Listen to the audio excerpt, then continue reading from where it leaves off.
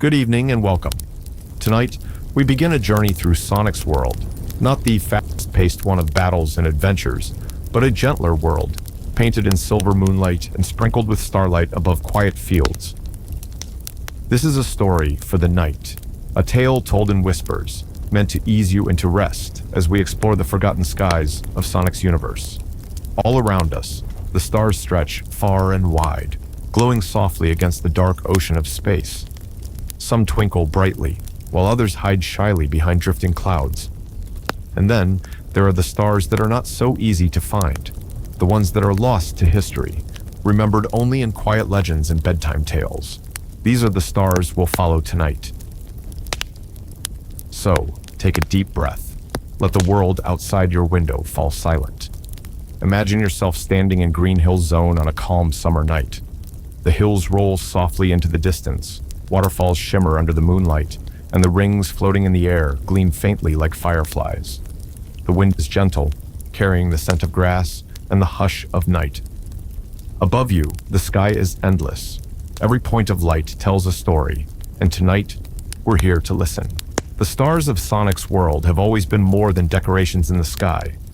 To the people of Mobius, they were guides, guardians, and sometimes even the very source of myths and legends. Some believe the Chaos Emeralds themselves once fell from the heavens, blazing like meteors before settling into the earth.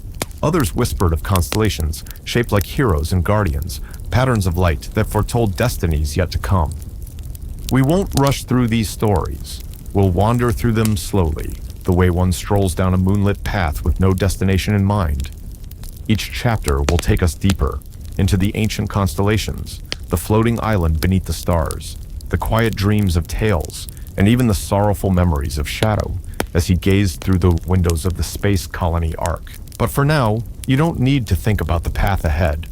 All you need to do is rest here, at the beginning. Imagine the stars above, beginning to glow a little brighter, as if they too are leaning closer to listen. The night is wide and patient, and it welcomes you. The lost stars of Sonic's world may have faded long ago, but their light lingers.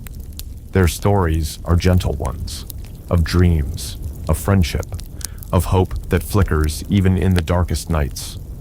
And as we drift through them together, you may find your eyes growing heavy, your thoughts slowing like the tide. So let us begin. Let us look up to the sky and follow the softest trails of light. The journey is long, but there's no hurry. Tonight, the stars belong to us. Close your eyes for a moment if you like, and picture a sky so wide, it feels like a tender blanket laid over the whole world. The air is cool and still.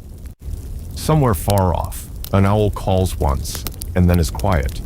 You are standing, softly, without hurry, in a place where the hills roll like gentle waves, Green Hill Zone. The grass brushes your ankles. The moon hangs like a silver coin, and above it the first lights begin to gather. Long before maps named every river and before cities hummed with machines, the people of Sonic's world told stories beneath skies thick with stars. They would sit close around small fires, letting the flames warm their hands while above them, the heavens rehearsed their slow, patient display. In those stories, the stars were not merely distant pinpricks. They were companions, elders, and sometimes the sleeping hearts of ancient things. Parents pointed upward and traced patterns across the constellations with a finger, as if drawing comfort from lines that never moved, but always seemed to mean something. The very oldest tales speak of the first lights, small sparks that tumbled from the edge of the world when it was new. Some elders said these lights were the breath of the sky itself. Others claimed they were the footsteps of wandering spirits. In quieter moments, a few would whisper that the Chaos Emeralds, those gems that could sing with power, had once been brightness in the heavens. They fell like meteors, the story went, clotting the night with streaks of blue and green, and then softened into stones that hummed buried in the earth. If you listen to the wind on a clear night, if you stand still enough for the world to settle, you might hear a faint echo of that first falling, a tiny ringing up like a bell a very long way off.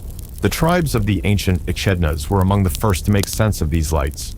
They lived with careful, patient rhythms, tending to ruins, keeping watch over shrines, treating old stones like members of their own family. When their children were born, Elders would point them to the sky and speak a name for the nearest bright star, names that matched the sounds of river and stone. They believed some stars were guardians placed above certain places. One cluster watched over a floating island that drifted between sea and sky. Another hung protectively over a grove of silver trees. These beliefs gave the night its gentle order, an invisible map the people could fold into their pockets when the dark felt too wide. The stories of the first lights were soft and strange, full of wonder more than certainty. One common telling describes a time the sky itself leaned down, close enough that the stars could be reached by a single outstretched hand. In that tale, a young hunter climbed a hill and plucked a small, warm light from a tuft of cloud. He held it to his chest, and when he returned, it turned to a stone that glowed faintly like a captive dawn. He placed it on the altar of his village, and for many nights, the people slept beneath a glow that smelled faintly of rain. The child grew into an elder, and the elder's hair silvered, but the stone kept its patient light. That village slept soundly for generations, certain that the star they kept was a promise from the sky. Not all stars were so gentle. Old stories remember the night the sky angered itself and threw down lights that burned too bright. That was a tale told to keep restless children close by the fire. The meteor that split a mountain, the comet whose tail frightened herds and sent birds into the trees. From those tales rose a quiet respect, even a polite fear the sky could give and it could take.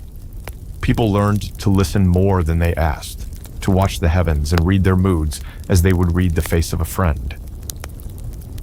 Over the years, as places changed and new paths were carved, some of those constellations faded. Rivers shifted course, cities rose where forests once lay, and the patterns people used to guide their evenings were slowly forgotten. A constellation that once looked like a running hedgehog, a quick line of lights that children pretended to race across the sky, lost two of its stars when a far-off storm drew them away. Stories frayed like old cloth. Some names vanished like footprints in last night's rain. But although names and arrangements changed, the feeling stayed the same, that looking up could steady the heart.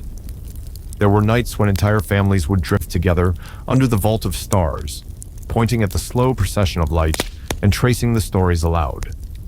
A grandmother might speak of a protector, a great shape that lay over an island and kept watch in silence. A father might hum a lullaby about twin tails of light that once guided a small inventor to shores where he learned to build wings. Tale's earliest dreams, you might imagine, were stitched from those lullabies, tiny threads of light, and the warm scent of oil and wood from his father's workshops. And so the first lights did more than shine.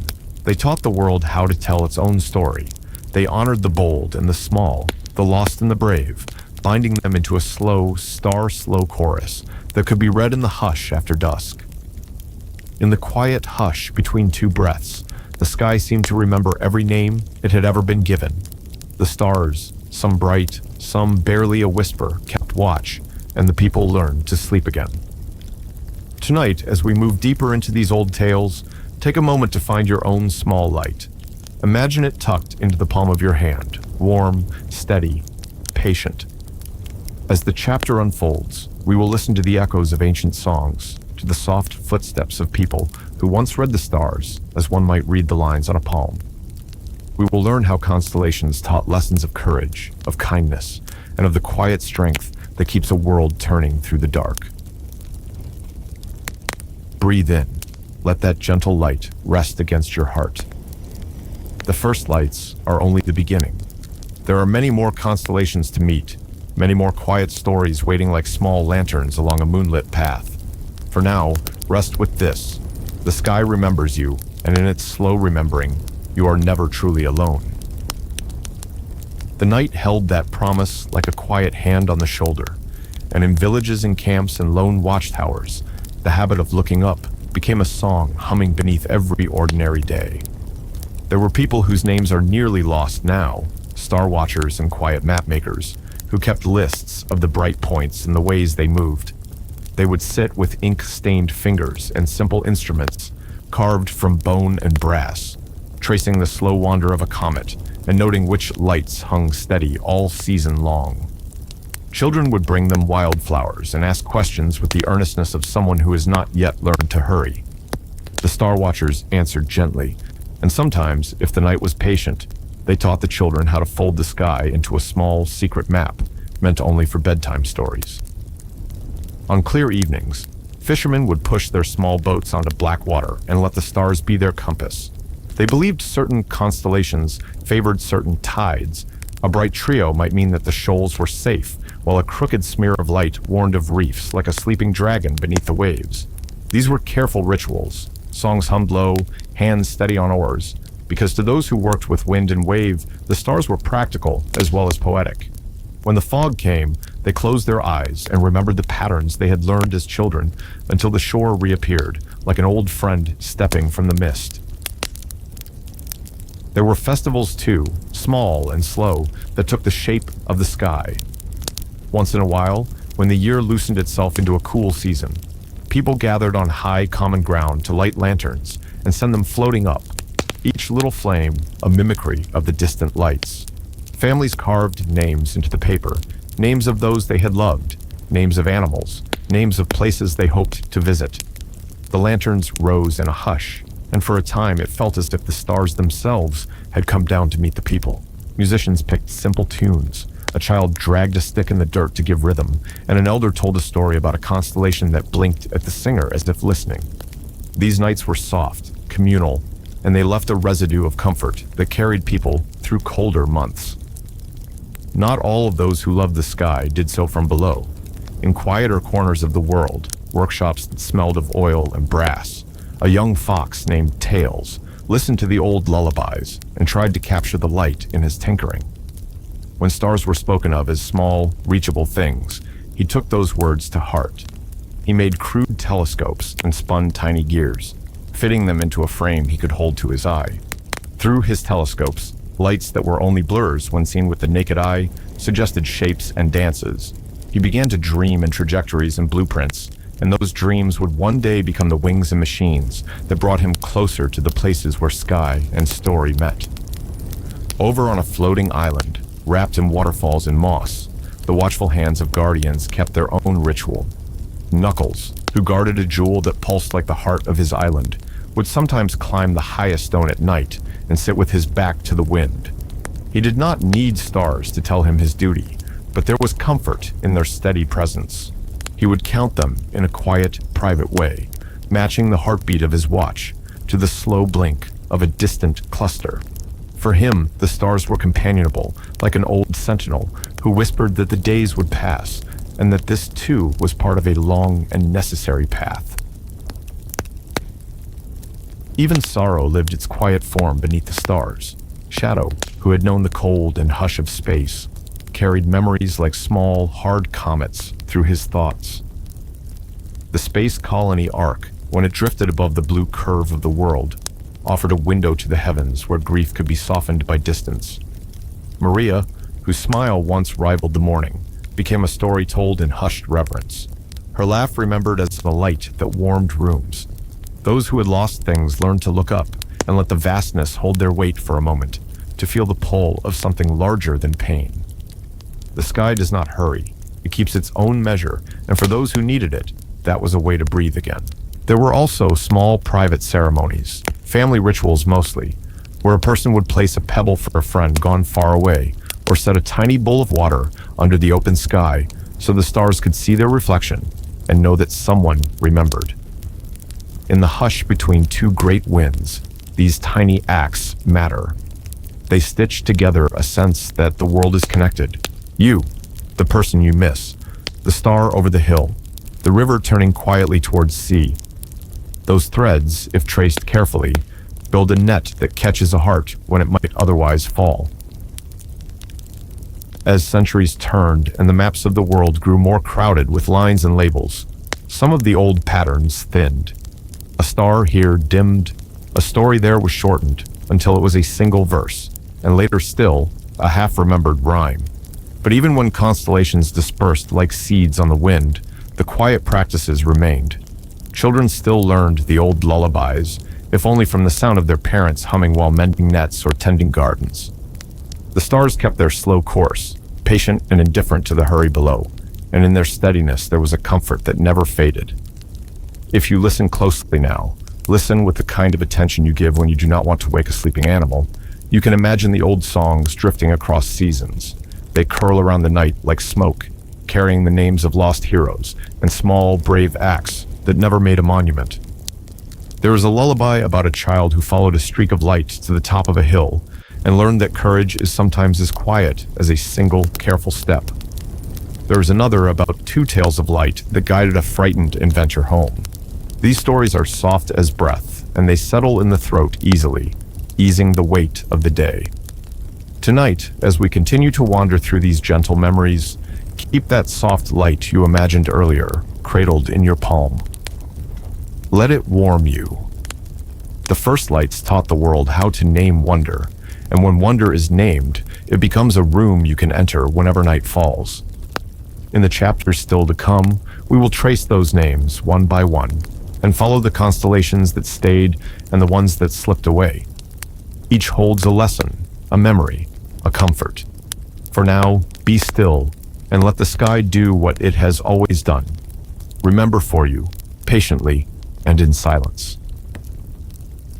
There are nights when the sky appears full and honest, every star holding its place like a polite guest at a long table.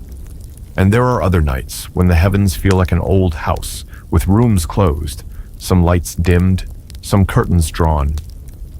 The forgotten constellations lived in those quieter rooms, patterns once traced and pointed to, then tucked away as people's lives changed and the world learned new names. Long ago, before the maps that now sit in libraries, and before the great towers of cities rose against the horizon, people saw pictures in the dark, stories outlined in pinpricks. They saw a hedgehog running across the sky, a guardian standing like a stone sentinel, and two small tails spinning like windmills. These shapes were not drawn with rulers or compasses. They were found by those who listened, by those who needed the sky to mean something steady in a changing world. The running hedgehog was a favorite for children. Imagine, they would say, a line of stars that curved like a racing path, a small, bright cluster at its head that blinked with impatience. Little ones would point and name races, their fingers leaving trails in the night air as if they could push the stars forward. Grandparents told stories about that streak of light. Once, long ago, a daring child who ran so fast, she outran a shadow and returned with a promise to keep running for anyone who could not. It was a tale meant to stir courage quietly, a soft nudge before sleep, the kind that leaves a warm place in the chest. The Eternal Guardian was a different kind of picture. This constellation looked vast and slow, a series of sturdy lights that seemed to form a shield, hovering over a floating island in their stories.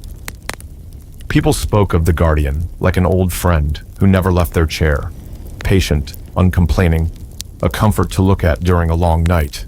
When storms came, when winds shook the windows and questions pressed at the edges of thought, folk would find the slow shape and trace it with a finger on a windowsill.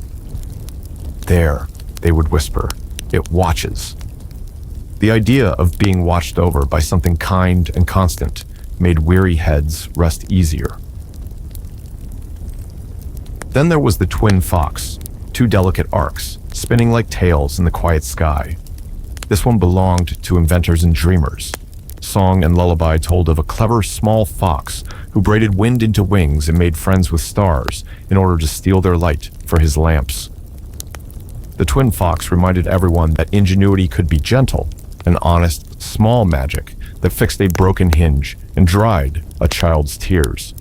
To see that pattern was to remember that problem solving could be warm and homey, not always a thunder of machines. These constellations were taught and learned the way many things were taught once upon a time, through repetition and ritual. Parents would lift children on their knees and tell of the way the running hedgehog outran a storm, or how the guardian's lap was wide enough to hold 1,000 sleeping villagers. Teachers at village squares would draw the shapes in the sand and let the wind rework them overnight. The sky, people said, responded in its own time, sometimes clearer, sometimes more secretive, but always patient. And yet, constellations can fade. Not because the stars go away like people, but because stories shift and the names people call things wither, like a candle's last small light. There are practical reasons, too. Sometimes a star that once looked steady is found to wobble and dim. Sometimes a comet sweeps through and scatters small lights so the old lines feel broken. Often more ordinary things replace them. A road carved into a hill, a city that eats the meadow, a new lamp that outshines the old sky. When that happens, the constellations retreat a little, like elders slipping into the comfort of familiar rooms, while the young ones rearrange the furniture. There's a soft melancholy to forgetting, but it is not cruel. Rather, it is part of the world's larger breath. Imagine an old quilt, lovingly patched by many hands. Some patches grow threadbare, others gain new stitches. The patterns change, but the quilt still holds warmth. So too with the sky. Even as names fade, the lights remain, keeping an ancient rhythm nobody can truly undo. Sometimes the fading was gentler, an affectionate hiding. People began to travel more at night. They learned lantern languages and street names that replaced star guides. The star watchers who once sat with ink-stained fingers grew scarce, and the lists of constellations gathered dust. Their instruments, small brass devices, were set aside for new tools. Where once a coachman might steer by the curve of a familiar cluster, now he followed polished signposts and electric glows that made the night different, nearer, more domesticated. The old patterns still hovered overhead, but they no longer gave the same counsel. They waited instead for someone to notice them again. There were also darker winters for the constellations, in tales that softened as they passed through mouths of storytellers. Machines and loud storms chased away some of the sky's smaller lights. Eggman's contraptions, shimmering and noisy, scared off birds and bent the air in ways that made certain stars seem to tremble. In those stories, inventors built towers that reached but could not quite touch, and their glow sometimes drowned the faint. It was told gently, always, never as a blame, but as a truth about change. When something new grows large, something old may shrink quietly at its edges. Yet even when the lines were broken, there were people who kept the constellations in private, like secret books on high shelves. Old women in kitchens would hum melodies that matched the cadence of a faint cluster. A child in a city might sketch the running hedgehog on the underside of a school desk, passing the drawing to a friend with a conspiratorial grin. A captain on a bark would carve a small version of the Guardian on the mast, a little token to ease lonely nights at sea. These small acts were not big enough to make the sky reverse itself, but they were enough to keep the old names breathing in pockets around the world. And sometimes, when the night had been patient and a breeze carried the right kind of memory, the stars would seem to answer. In quiet places where lights were scarce, on a hilltop beyond the last glow of town, or in a field where the grass had been left to grow, people would look up and the constellations would feel closer.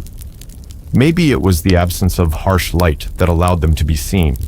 Maybe it was that when the world slowed, the eye grew more willing to notice. Whatever the reason, those nights were full of gentle surprise. A child would gasp and call a sibling. Lovers would hold hands and remember the stories their parents told, and the small rituals would start again like a song picked up from the middle. Titot, the forgotten constellations are not tragic. They are patient. They teach that remembering can be an act of love rather than grief. When someone points a finger and names the running hedgehog again, or when an old guardian tale is told to hush a crying child, the sky answers by shining as if nothing were different. The act of naming stitches the world a little tighter. It folds the past into the present, like a warm hand over a sleeping shoulder. So tonight, beneath these gentle words, you might try an old exercise the villagers used to do. Pick a soft patch of darkness away from lamps if you can, and let your eyes rest on the sky. Don't look for anything in particular, only notice shapes that suggest themselves. You may begin to see the faint curve of a running hedge, the slow back of a guardian, or two tails spinning in friendly circles. If nothing shows, that is fine too. The sky keeps its counsel, and the stories will wait. They have time. The forgotten constellations are patient tutors. They do not shout to be remembered. They whisper when invited. And when invited, they give back the smallest comforts, a remembered lesson, a lullaby's line, the soft idea that you are held by a much wider night. As we rest with that thought, the next chapter will take us closer to a particular light, an island that hangs like a jewel under the sky, a place where the pattern of the guardian matters more than anywhere else. But for now, breathe, and let the old pictures in the sky ease you toward sleep. There is a gentle kind of bravery in those small, private acts of remembering. They do not demand crowds or banners. They only require a willingness to be quiet and a hand ready to point. In one village, a baker kept a tiny star-shaped cookie cutter that he used only on certain nights. He pressed the dough into little stars and left them cooling on the sill, then carried 2 to the roof and set them on the parapet. The children came up on tiptoe and ate the cool cookies while the baker told them how the running hedgehog once lent its speed to a tired messenger who needed to cross 3 valleys before dawn. Years later, that same story lived in the glint of sugar on small fingers. In another place, a seamstress stitched constellations into the lining of coats for travelers. To the eye, nothing grand was visible, only ordinary wool and careful stitches. But when a traveler tightened the collar against a wind on a lonely road, a small pattern would press warm and reassuring against the nape. For luck, the seamstress would say, and the road felt shorter for it. These quiet gestures are the way cultures hush their own anxieties, not by denying change, but by threading old comforts into new days. Children are often the quiet keepers of memory because they ask questions that adults have stopped thinking to ask. A little boy in a city, when shown a faded mural of the twin fox, refused to accept its faded colors and painted the shape anew with chalk on the pavement. Passers-by stooped, smiled, and for an hour, the city's clamor softened into gentle conversation. In that way, the forgotten shapes sometimes return, not by decree, but by accident, by play, and by the innocence of small hands that will not let stories vanish without a fuss. There are nights when the sky seems to conspire in memory. After a storm washes the world clean, when the lights are few and the air is thin, the constellations gather in clearer voices. Sailors who had forgotten the Guardian's outline would suddenly see the whole slow shield as if a curtain were drawn back. Lovers on hilltops would map the twin fox in whispered tones. People would walk back to their homes carrying a renewed sense that something older and kinder watched over them. These moments are fragile and they do not stay. They are like footprints in damp sand, but their impression can last in other ways. A story retold at supper, a lullaby hummed one more time. And sometimes remembrance is a gentle rescue. There are tales of a young cartographer who, while mapping a new trade route, noticed a faint line of light she had not been taught to name. She followed it for nights, sketching its curve and checking it against maps that were older than her grandparents'. In the margin of an ancient page, she found a scribble, a name nearly erased by time. She wrote the name anew, and when she returned to the trade road, she told the merchants, who told their children, and the little light regained its place in the spoken world. It was nothing grand. No festival was called, no new monument erected. But along that road, weary travelers began to feel a small ease, a sense that the world carried a friendlier map than before. There are also legends, softly told, about constellations that changed their shape willingly, as if the night itself were playful. One quiet tale tells of a mischief of stars that rearranged themselves to spell the initials of 2 young lovers who had once been separated by an ocean and a war. The lovers looked up and knew without needing a letter sent or a message whispered. The sky had become a messenger for them. These stories are told with a shy laugh, as if imparting something too precious to make anyone else take seriously. Yet, the listeners keep the laugh tucked near their ribs, like a private coin. Not every act of remembering is gentle. Sometimes it is a small rebellion. In a port town where a new lighthouse began to throw its glare and the old maps grew dusty, a group of teenagers made a habit of putting on warm cloaks and walking out to a hollow hill. There they would sit and point to the faint outlines, daring each other to remember a star's old name. They would invent new verses to the ancient lullabies, half keeping and half making up, and then sing them into the wind until their voices seemed to pull the faint cluster into clearer shape. Perhaps it was only youthful stubbornness, and perhaps that was enough. The sky needed a stubbornness now and then to feel noticed.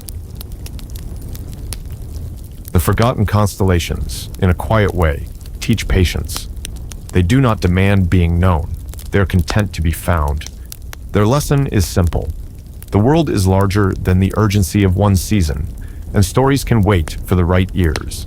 They also teach tenderness, the kind that sits with a friend who cannot sleep and hums a tune, the kind that stitches names into coat linings, the kind that presses a cookie to a child's hand and says, "Remember." These small mercies add up. As the days fold into nights and the nights fold back again, the constellations continue to do their slow work. They are there while infants open their eyes for the first time, while old people whisper the names of their youth to anyone who listens, while lovers creep from porch to porch in the hush, and while inventors sketch the sky in the backs of shop notebooks. They are patient with the forgetting, glad for the remembering. Now, as our quiet journey through the forgotten constellations draws gently onward, we begin to see where the names and the patterns matter most.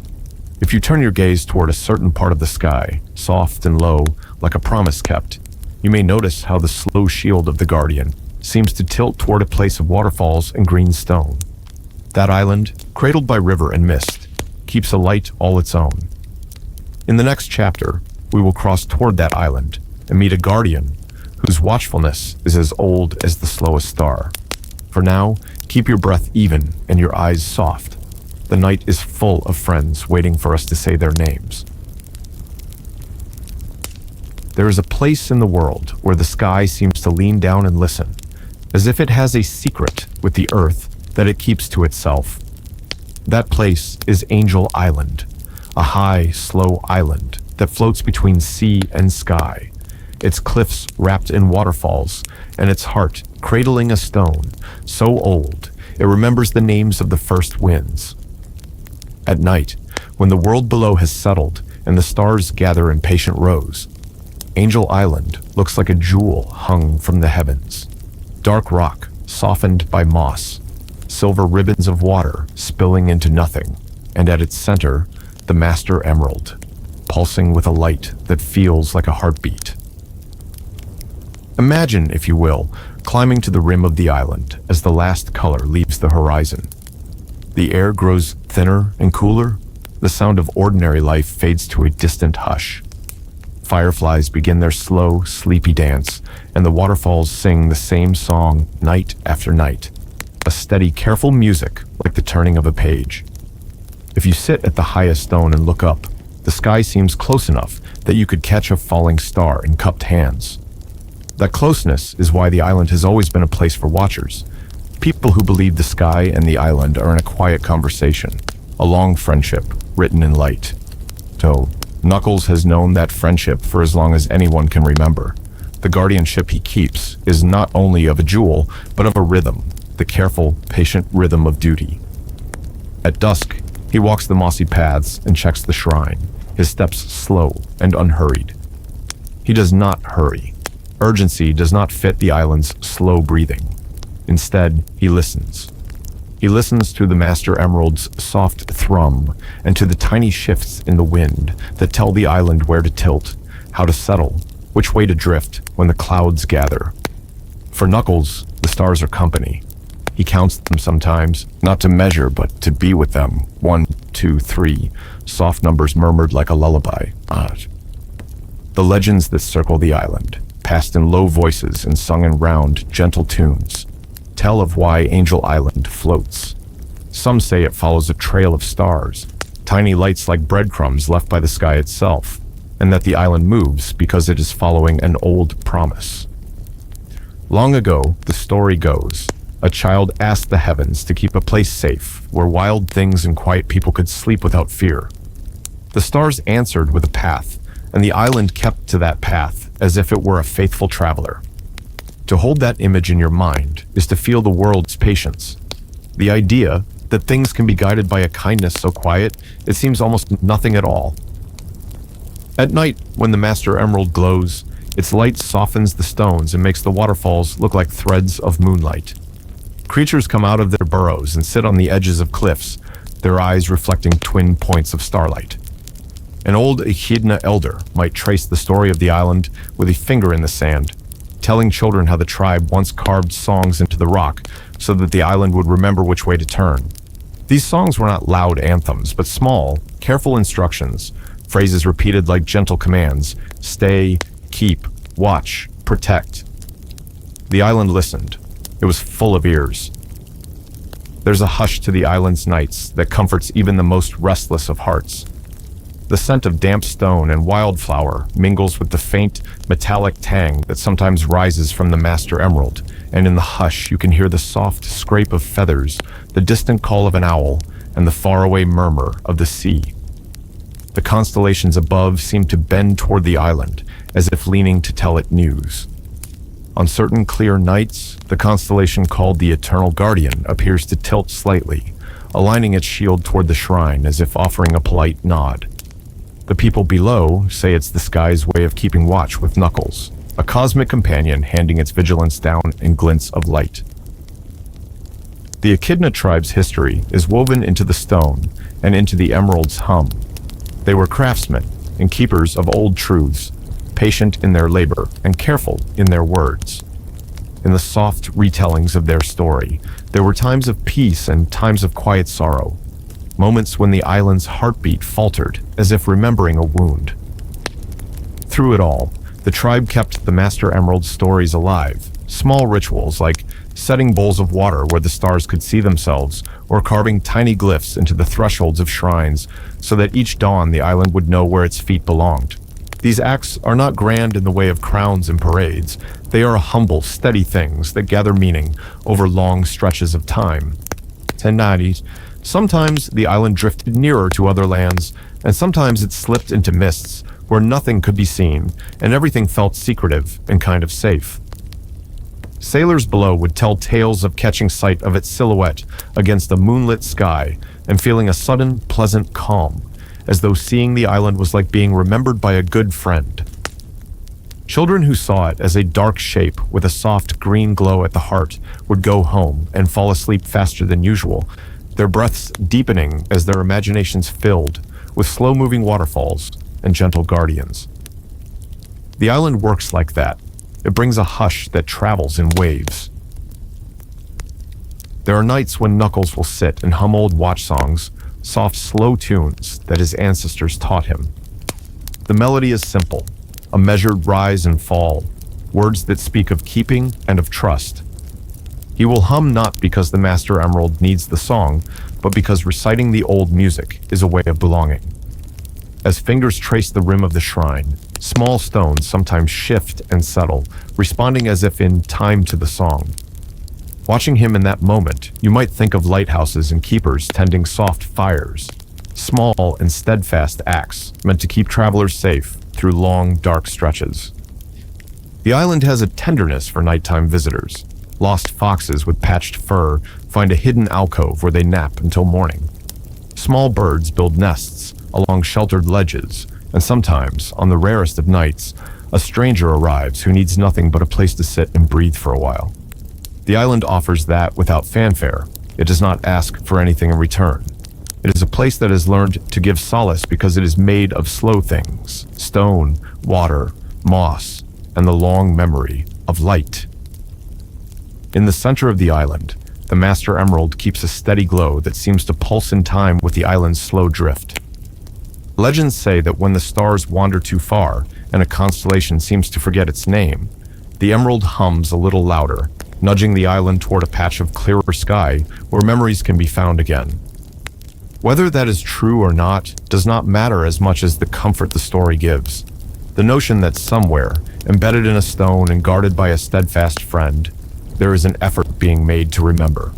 And often that effort is enough to bring another person, another child, another watcher, back to the old lullabies and the lines in the sand.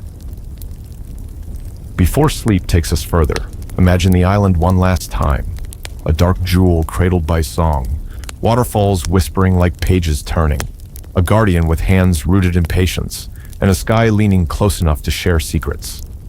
Picture the Master Emerald glowing like a heart in the hush, and picture Knuckles sitting beside it, humming to the rhythm of tides and stars.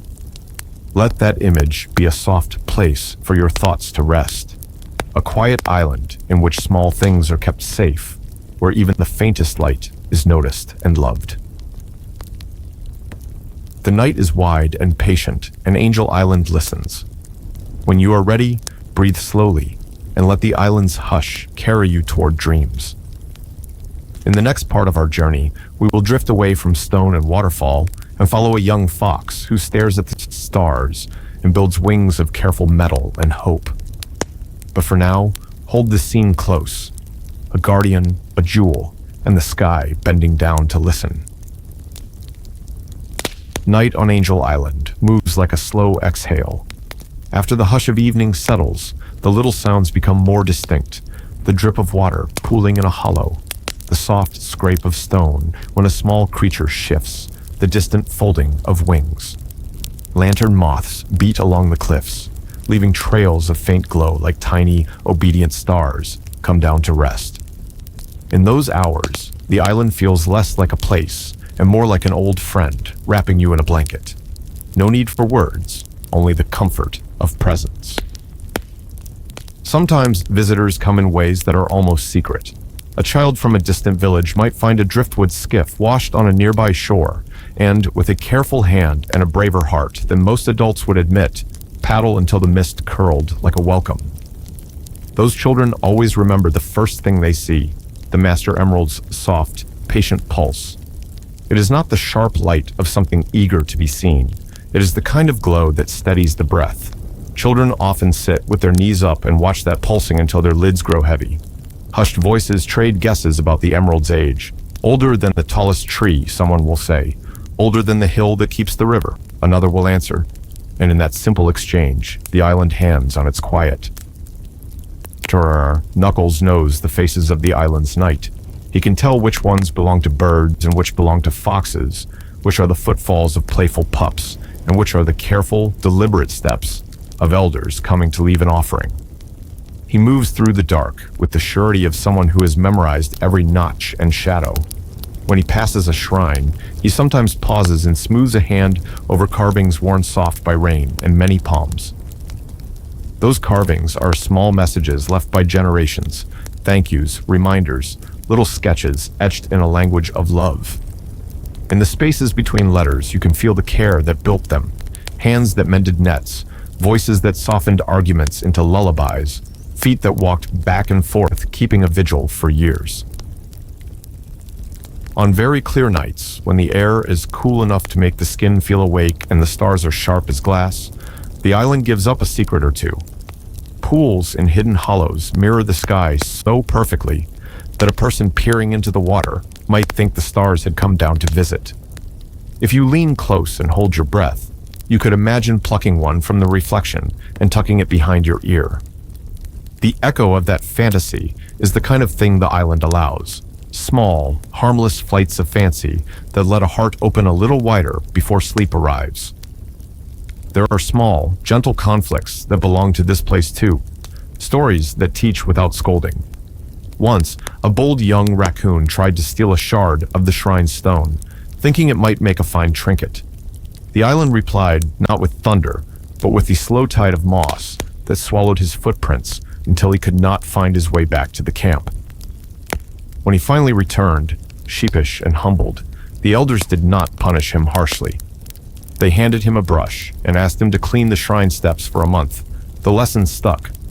Some things are kept not for owning, but for preserving, and preservation is itself a kind of tenderness. The island's nights are also where small reconciliations happen. Strangers who arrive with hands full of ache find themselves lighter by dawn. A sailor who lost his compass once slept on a slab of stone and woke with a name on his tongue, a name he had forgotten for years. A pair of sisters who had argued all summer sat beneath a slow, kindly star and spoke softly until their old quarrel dissolved like fog. The island does not solve problems with grand gestures. It simply holds space for people to come down from their sharp edges and remember what softness feels like. Children sometimes leave offerings that are unimportant by the world's measures, but enormous in tenderness. A carved pebble, a story whispered into a vial, a small song hummed 3 times into the wind. The island keeps these things with a quiet generosity. Moss will grow around a pebble until it looks like part of the earth itself. A song catches in the eaves and returns later on a breeze to remind someone of home. These are not miracles so much as the slow, patient work of care becoming memory. As nights pass on Angel Island, the pattern of guardianship repeats, not because it is enforced, but because it is loved. The Master Emerald continues its steady pulse. Knuckles keeps his watch. The stone remembers the hands that have touched it. In that continuity, there is an invitation to slow down, to notice, to keep. The island asks nothing more than attention and a willingness to be kind. Before the sky shifts and the horizon changes its mind, there is one more quiet happening on the island that matters for stories yet to come. Near the edge of the shrine, where small tools are sometimes left by appreciative visitors, a young fox often comes and sits, not daring to touch the emerald, but content to be near its glow. He is small, clever, and full of a restlessness that belongs to dreamers. He listens as the water sings and counts the stars, with a mind that arranges them into possible machines and maps. He traces patterns in the dust, tiny blueprints that mean nothing to anyone else at first, but to him, they are outlines of wings. When he looks up at the constellations that lean toward Angel Island, his eyes gleam with plans. The stars are not only stories to him, they are instructions. He imagines gears measuring out space, propellers tasting wind, and small engines humming like friendly insects. Someday, he thinks, he will build a way to visit these lights and maybe borrow a piece of their patient brilliance.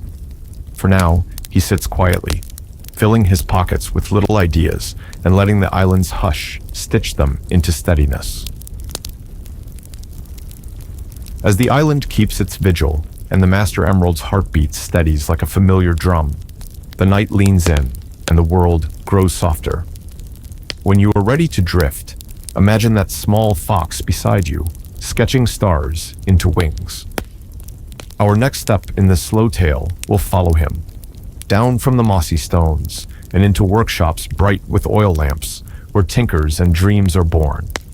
Rest now, the island watches, the emerald breathes, and the stars hum the beginning of a new hope.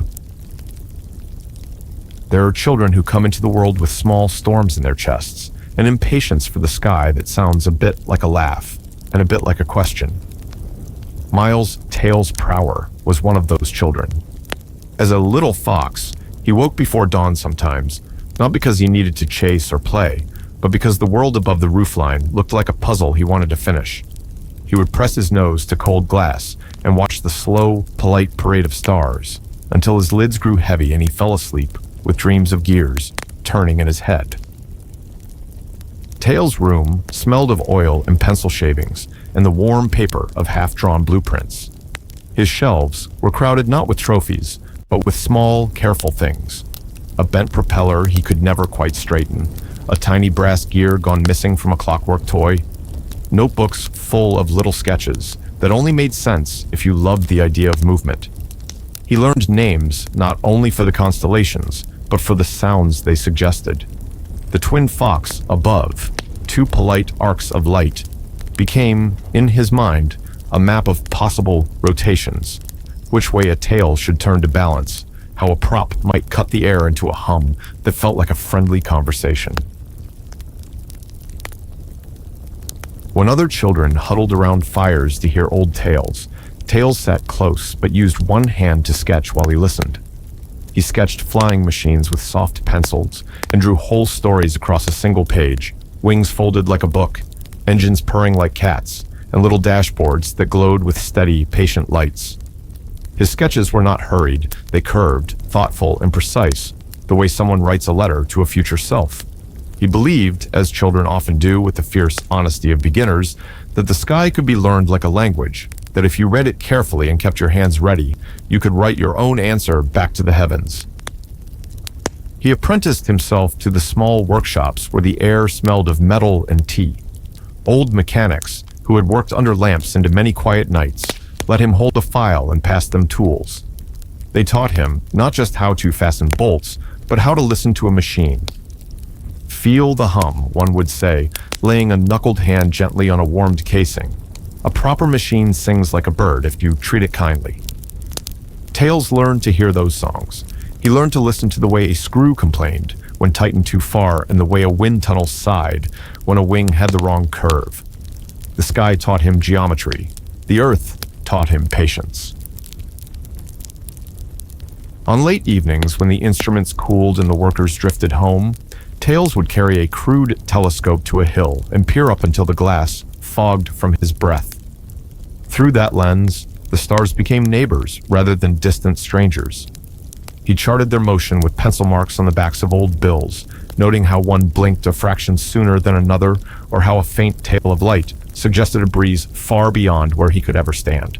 Those little observations accumulated into a kind of faith, patterns repeated, and patterns could be learned and coaxed into something that moved with purpose. Ishak, his first successful flight, wasn't dramatic. It was a short, awkward glide from a low branch to a haystack, no more than a step, really, but afterward he sat with his knees pulled up and the hay pricking his palms and thought of all the quiet stars he'd watched.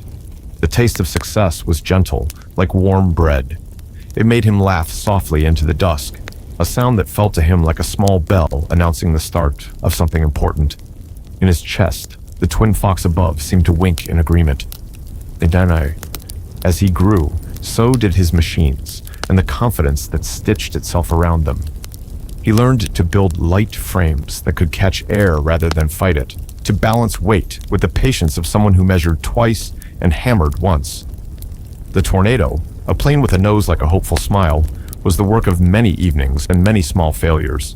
It was never as loud as the great machines of the big towns. It was modest, honest, and seemed to prefer humming lullabies to roaring anthems. When Tails first lifted it, the sound it made was close to his heart, a steady, encouraging whir, like a good friend walking alongside you. Flight did something to Tails that nothing else could. When he was up and the world shrunk into gentle patches of green and blue, the sky felt less like an enigma and more like a garden to be known. He found that when the wind was right and his hands steady, the stars changed their demeanor. No longer distant pinpricks, they suggested routes and resting places.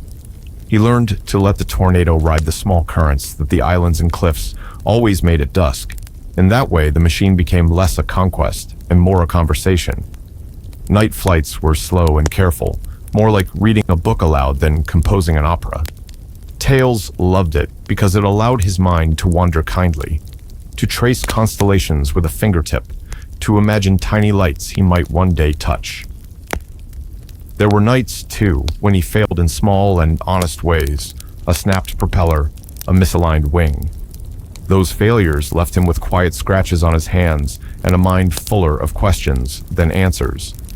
But each small misstep taught him to be softer with himself, to oil a hinge instead of forcing it, to sleep before a repair rather than grope at tools with tired eyes. The stars helped with that lesson. Their patient nightly procession felt like a teacher that never scolded. They would still be there tomorrow. Try again. Beyond the machines, Tails carried a gentleness that made him beloved. He had the habit of slipping small notes into places, encouraging reminders he left under a toolbox lid for a friend who might need it, or sketches in a merchant's ledger showing a simpler way to fix a snap strap. He believed, as quietly as he believed in gears and glues, that generosity was a kind of propulsion too, something that moved the heart forward without making a sound. Sometimes, when the tornado drifted back to the ground after a night's slow course, Tails would sit on its wing and count the stars until sleep claimed him. He thought of the lost stars as if they were bookmarks in an enormous story, reminders of things to seek and moments to notice. Each small light that flickered out of view was not an ending, but an invitation to remember, to dream, and to make a way so someone else might read that page one day. As the night warms toward dawn and the first sweet birds begin to stir, Imagine Tails with grease on his fingers and a sky that looks like a promise above him. He tucks his sketches into a worn satchel, pats the tornado's nose as if to say thank you, and climbs down into the world where his friends sleep. The machines rest, the stars keep counting, and the fox with two tails folds his own dreams for a while into the small space between waking and sleep. In our next gentle step, we will leave the tinker's lamps and follow a different kind of watch, the quiet, starlit memories of a character who once knew the hush of space more intimately than most. But for now, breathe slowly and let the soft hum of the tornado fade into the background of your thoughts. The sky is patient, and so are you. Tails' nights were stitched together from small, exact pleasures. The click of a wrench settling into place, the slow burn of a lamp as it warmed the bench, the soft scuff of his boots on wooden floors as he padded home at dawn. His friends learned to read the signs of his mind when his pockets were full of spare screws, when his eyes had that delighted light that meant a new idea had nested there. Sonic would grin and clap him on the back, saying, "Nice work, little buddy." And Tails would grin back, cheeks warm, as if that short phrase were a kind of medal he could keep in his chest. There were other quiet rituals too. On certain evenings after repairs were done and the tornado tucked away beneath a tarpaulin, Tails would lay out his notebooks and redraw a page he'd sketched weeks before, smoothing lines until they felt truthful. Sometimes he'd write a single note in the margin, a reminder in his own careful hand. Test at dusk. Check wing curve. Ask Knuckles about drift. These little admonitions were not pressure, but a promise to himself to keep going, gently, because good work prefers steady hands over hurried ones. His friend's faith lifted him in practical ways. Amy left him a ribbon pinned to his workbench one rainy night, a bright little thing that made the lamp's light seem kinder.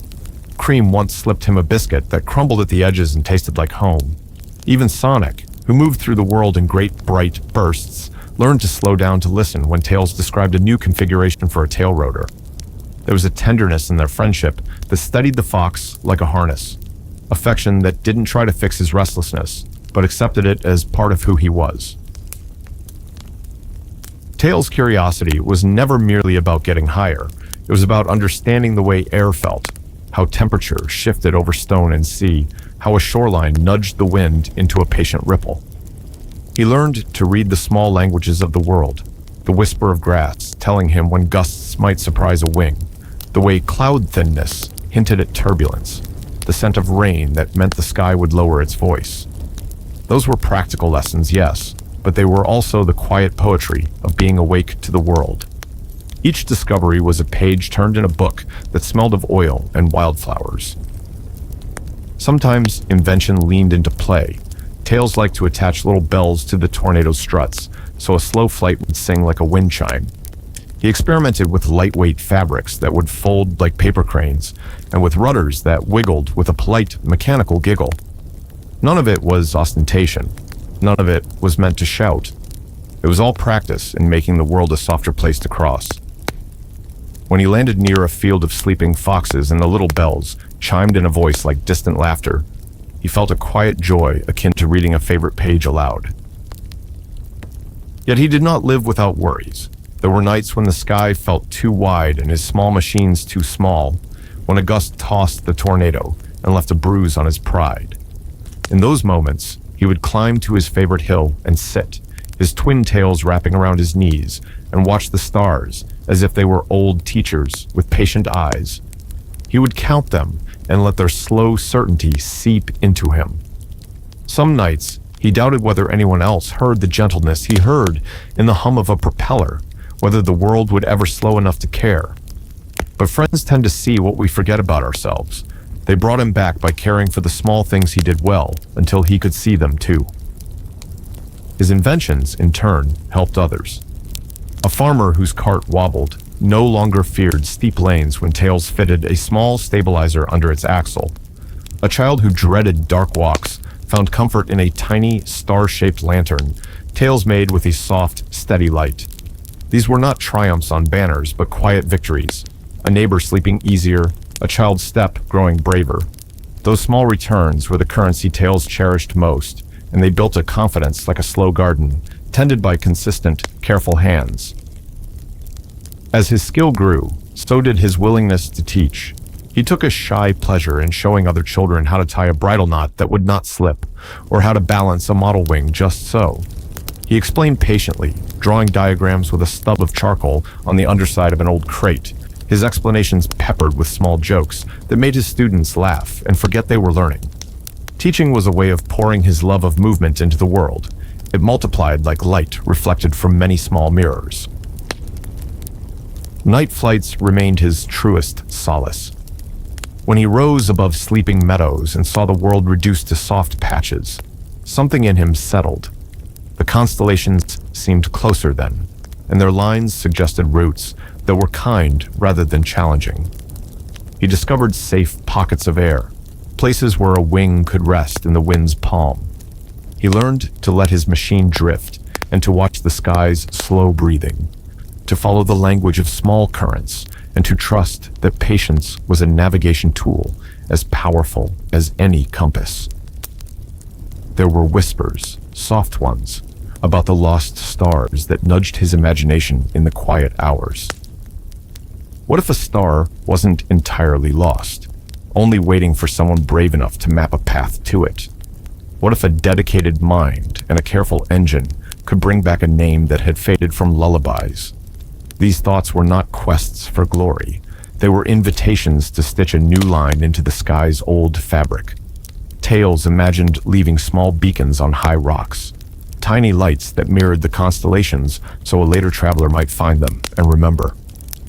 The idea felt like a kindness he could offer to the future.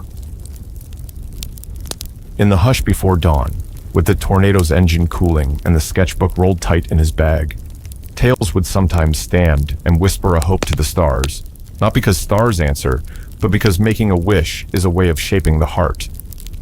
"Keep my hands ready," he'd murmur, "keep my mind gentle." Then he would climb down toward his friends' sleeping houses, the quiet village door closing behind him, and the world would go on with its slow, patient breath. As we leave this soft picture of a small fox and his careful machines, let the image remain. A hill, a plane humming low, a notebook stuffed with ideas, and two tails that point to the sky like a compass.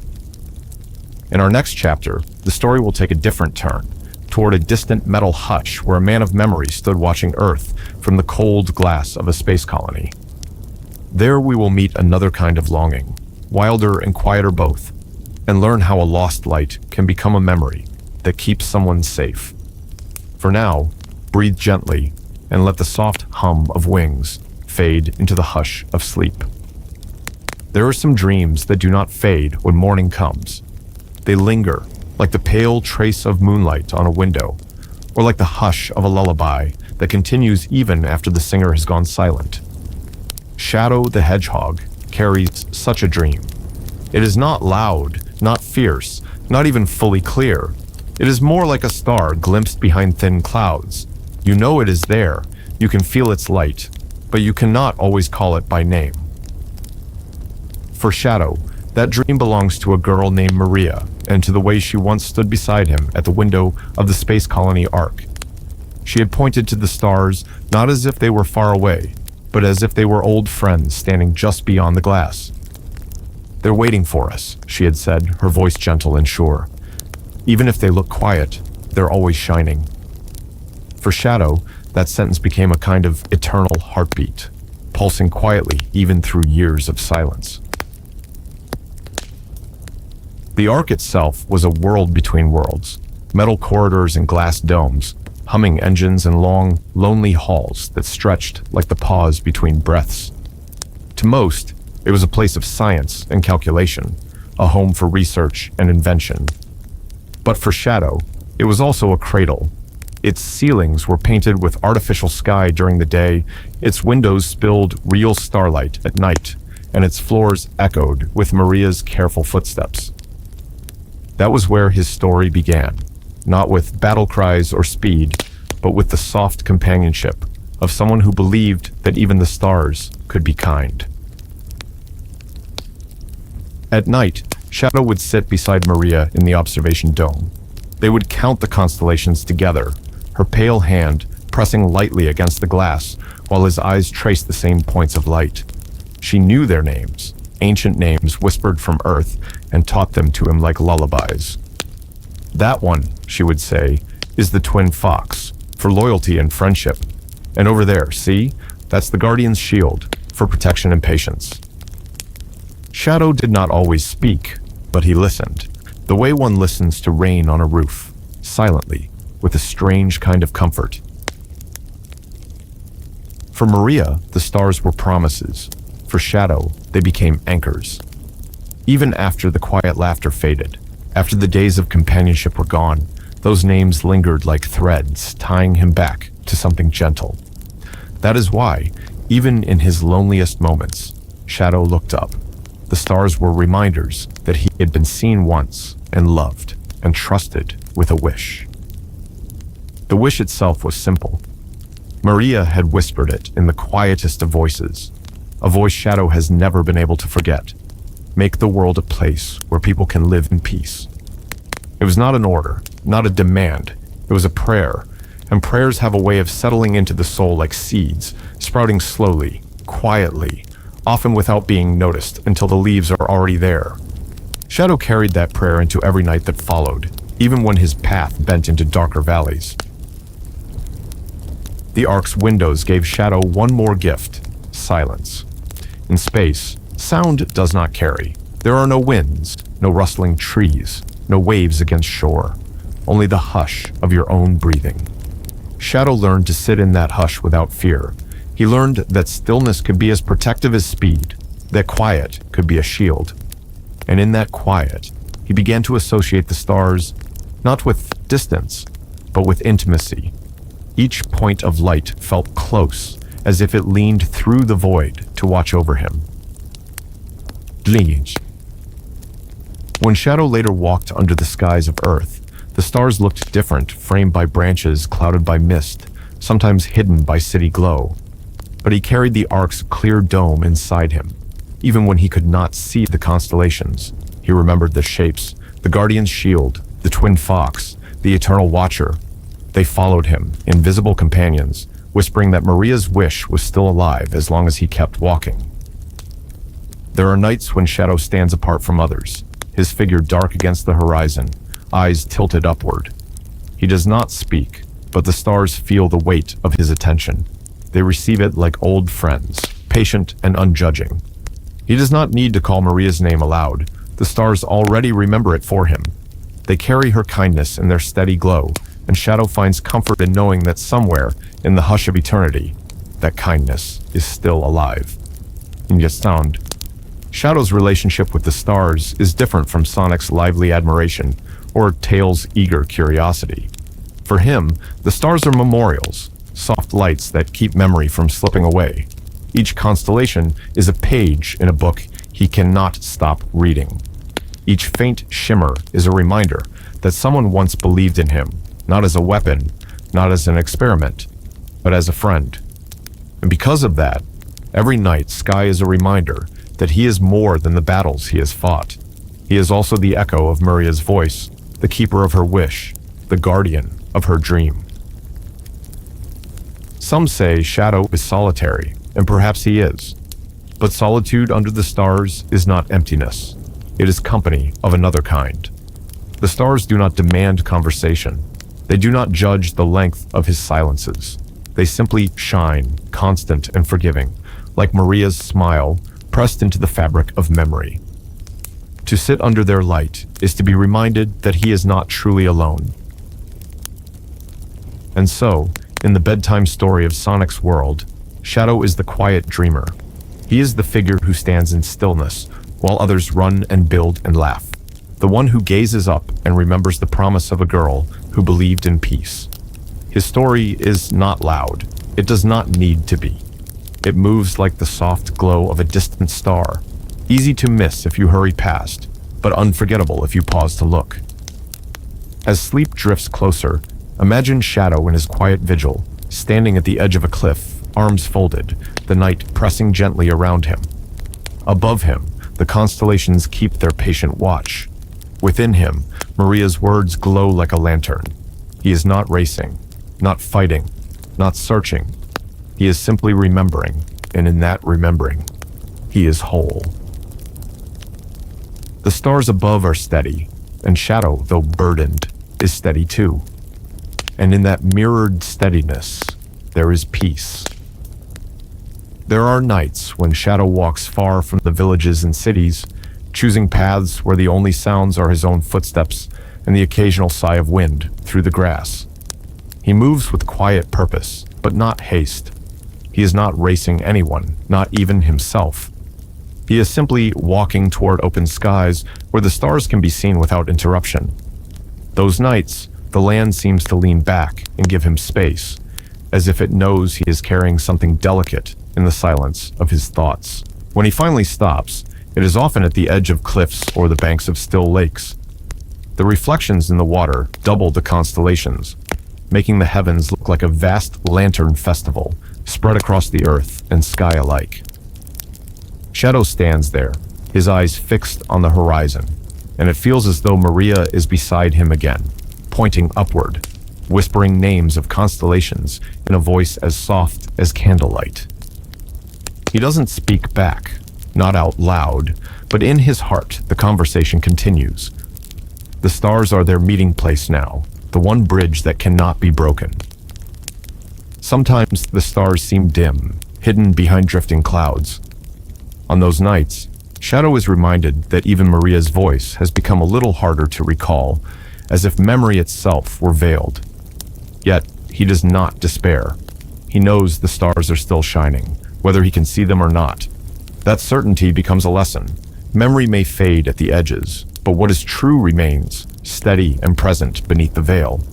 Maria's wish remains. His promise to her remains.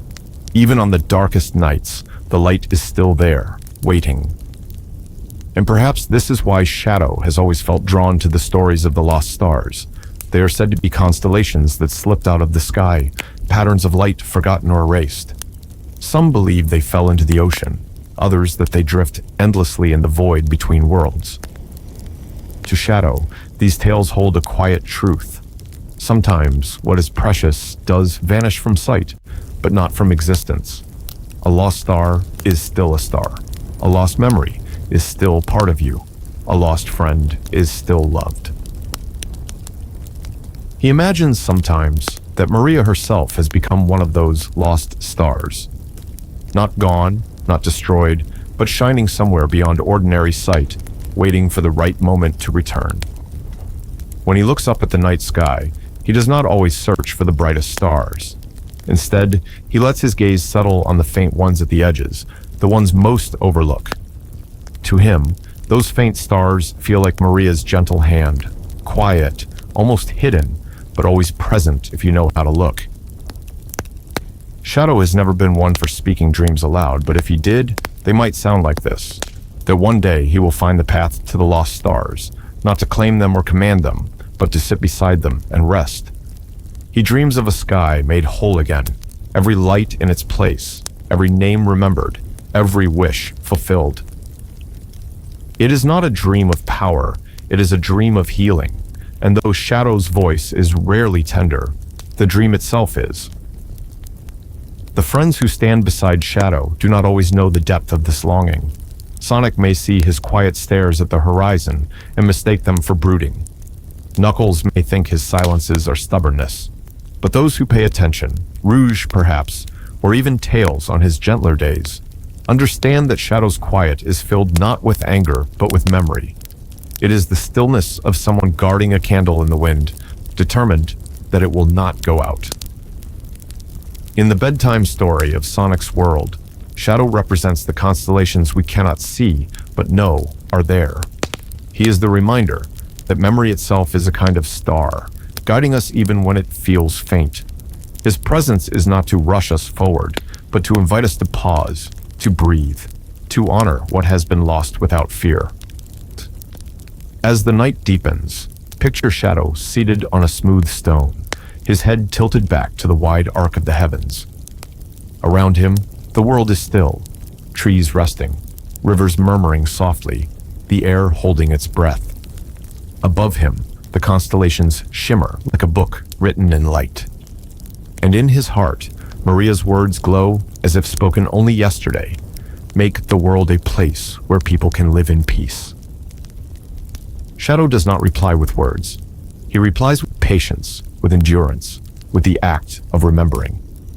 And in that way, he keeps her wish alive, night after night. For the listener drifting towards sleep, let this be the lesson. Even the quietest memories shine if you hold them gently. Even the faintest stars remain, waiting to be seen. And like Shadow, you can stand beneath the night and know that what is loved is never truly gone. Breathe slowly now. Let the stars above soften into dreamlight. Let Shadow's vigil be a blanket of calm around you. The night is deep, the stars are patient, and peace is closer than you think. Friendship is not always loud. Sometimes it is as soft as a shared smile, as simple as walking side by side beneath a night sky. In Sonic's world, friendships shine like stars, scattered, bright, each unique in color and warmth, yet connected by invisible lines that form constellations no one could see alone.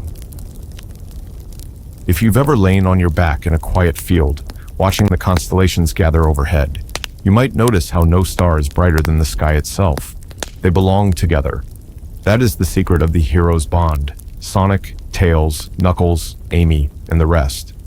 Each one is a light, but together they become something more, a map across the night, a pattern to guide even the most lost traveler. Sonic and Tails, the twin stars. The story often begins with Sonic and Tails because their friendship is like a constellation everyone recognizes. Two stars so close they seem to twinkle in rhythm. Sonic is fast, a comet streaking across the sky. Tails is steady, his glow a warm lantern. Alone, each is remarkable. Together, they create balance. When Sonic races ahead, Tails' light follows, making sure the path behind is safe. When Tails' courage wavers, Sonic's brightness reassures him that he is never alone. Their friendship is not perfect. There are times Sonic forgets to slow down and times Tails fears he cannot keep up. But constellations are not perfect either. Their shapes are rough, their distances vast. And yet, from Earth, they appear whole. That wholeness is the gift of friendship, to belong together even when you are not identical. Children in Sonic's world tell stories of the twin fox star, an echo of this friendship. They say it appears only on the clearest nights, two small lights dancing near the horizon. It is said that if you make a wish upon them, your closest friend will always understand your heart, even in silence. Knuckles, the Guardian's star, Nesbam Dai. Knuckles' friendship with Sonic and the others is more complicated, like a star that burns brighter than expected and sometimes flares too hot. He is protective by nature, and that protectiveness can make him stubborn. He has lived much of his life guarding the Master Emerald, watching over Angel Island alone. For a long time, he believed that strength meant solitude. But friendship has taught him otherwise. When he joins Sonic, Tails, or Amy, his role shifts. He is not just a guardian of stone, but of people. His strength becomes not a wall to shut others out, but a shield to keep them safe. Knuckles' friendships burn like the Guardian Shield constellation, fierce, unwavering, but soft at its center. There are evenings when Knuckles sits by the Master Emerald, gazing up at the sky. He no longer sees only duty in the stars. He sees the shapes of those he has come to care for, woven into the constellations like companions standing watch beside him. For him, friendship is trust that even if he falters, he is no longer alone. Amy, the star of hope. Amy's friendship is like a lantern carried through a forest. Bright, determined, sometimes startling in its intensity, but always given freely. Where Sonic's light blazes and Knuckles' guards, Amy's glows with persistence. She believes in her friends not only when they are strong, but when they are uncertain. In Sonic's world, she is often the one to remind the others of their bond. She gathers them when they scatter. She speaks when silence would stretch too far. Her friendship is hope made visible, the gentle belief that no star is ever truly lost. Without her, the constellation would feel incomplete, its lines too faint to follow. Children call her star the rose, said to appear in springtime skies. The rose is believed to bring harmony to friendships, to soften quarrels, and to keep laughter blooming. The wider constellation. And then there are others, Cream, gentle and kind, whose friendship is as soft as moonlight. Rouge, sharp but loyal, who proves that even shadows can carry light. Even Shadow himself, who though solitary, carries Maria's memory like a lantern and extends it to the world in ways quieter than most notice. Together, they form a constellation too vast to name, each star adding its own story, each bond connecting invisible threads. In the sky above, it may look like scattered points of light, but when you step back, you see the shape, a great circle of friendship, guiding all who look upward. The night of the shared sky.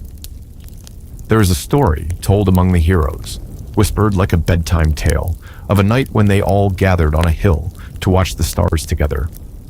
It was not after a great battle, nor before a new adventure. It was simply a quiet night, with the grass cool beneath them, and the sky stretched wide overhead. Sonic lay back with his arms behind his head, grinning at the endless sky. Tails sat cross-legged, sketching constellations in the dirt with a stick. Amy pointed out every bright star she knew, while Knuckles pretended not to care but secretly listened. Even Shadow was there, at the edge, silent, his gaze fixed upward. For a moment, none of them spoke. The silence was not heavy, but gentle, like the pause in a lullaby, where the listener fills in the tune. Above them, the constellations shone brighter than usual, as if reflecting the bond between those lying below. That night became known, at least to them, as the night of the shared sky. It was not a grand event, but it lingered in memory like the faint glow of stars at dawn. Each one carried it differently. Sonic remembered the laughter, Tails the comfort, Amy the closeness, Knuckles the trust, and Shadow the reminder that even he belonged to a constellation larger than himself. The stars of friendship as a guide. And friendship, like stars, is not always about brilliance. Sometimes it is about direction. A traveler lost in the dark can look up and find the North Star, steady and sure. In the same way, when Sonic falters, he looks to Tails' faith. When Knuckles doubts, he remembers Amy's encouragement. When Shadow feels alone, he recalls that night on the hill. The stars of friendship do not vanish with the sun. They are always there, waiting for night to return. And in the quiet of bedtime, when the world slows, you can feel their presence most strongly. Their warmth is not a blaze, but a glow, the kind of light you can carry gently into dreams. So, as you drift toward rest, imagine the heroes of Sonic's world lying together beneath the constellations, their laughter fading into silence, their hearts steady with the knowledge that they are not alone.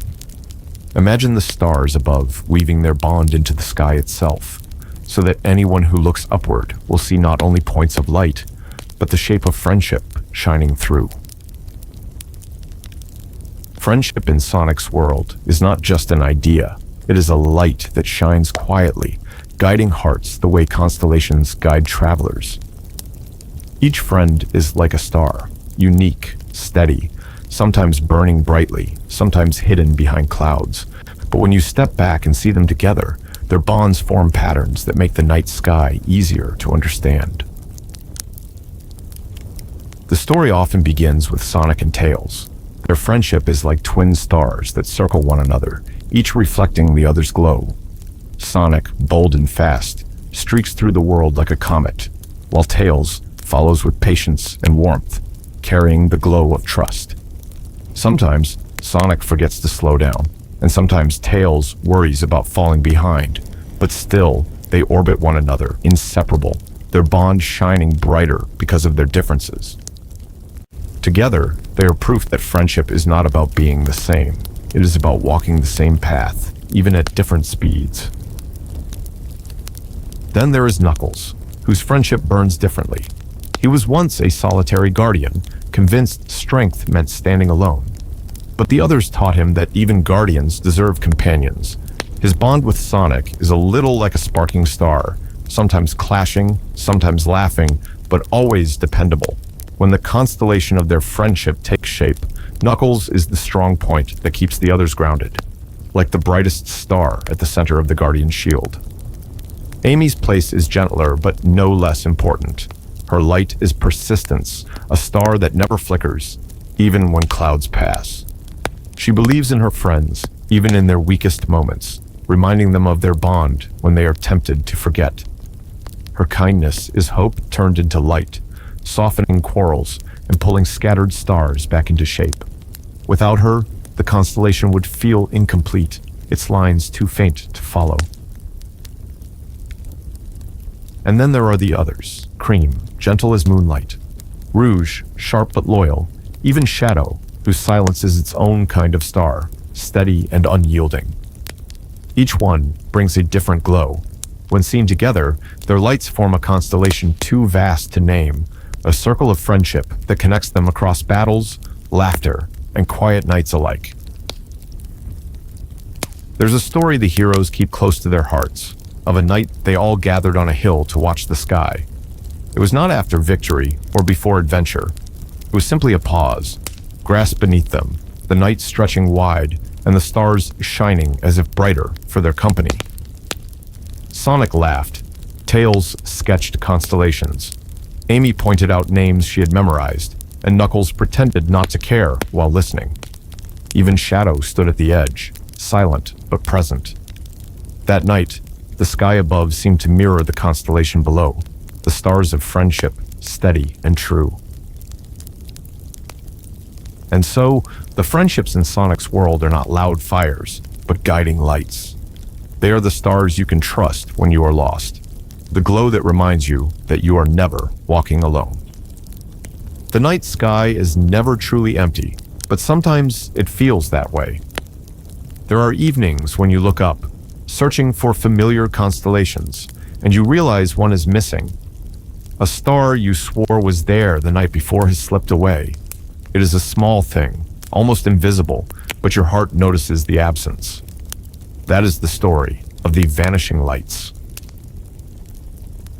In Sonic's world, people have long whispered of stars that fade, not because they burn out, but because they wander away.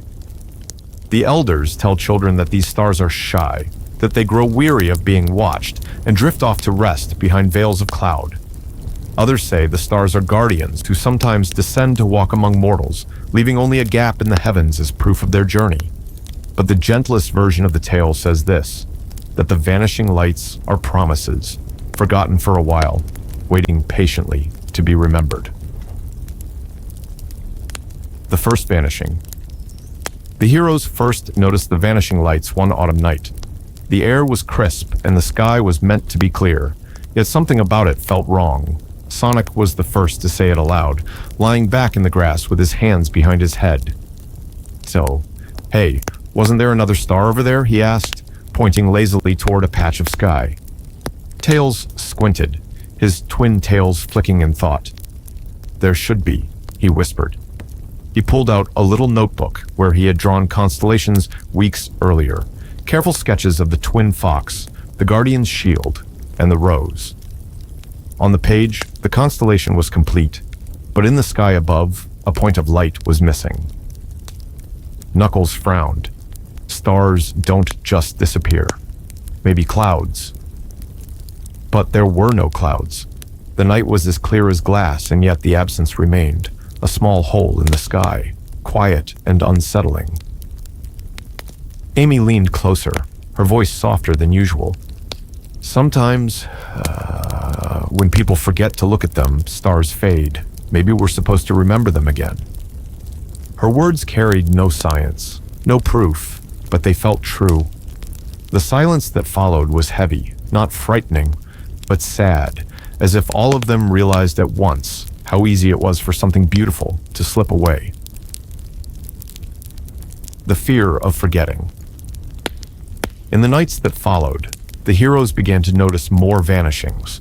Not whole constellations, but single points here and there.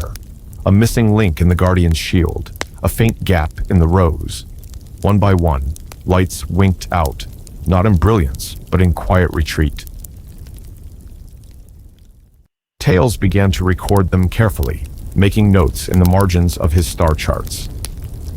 Third star from the left, fading, brightness reduced by half.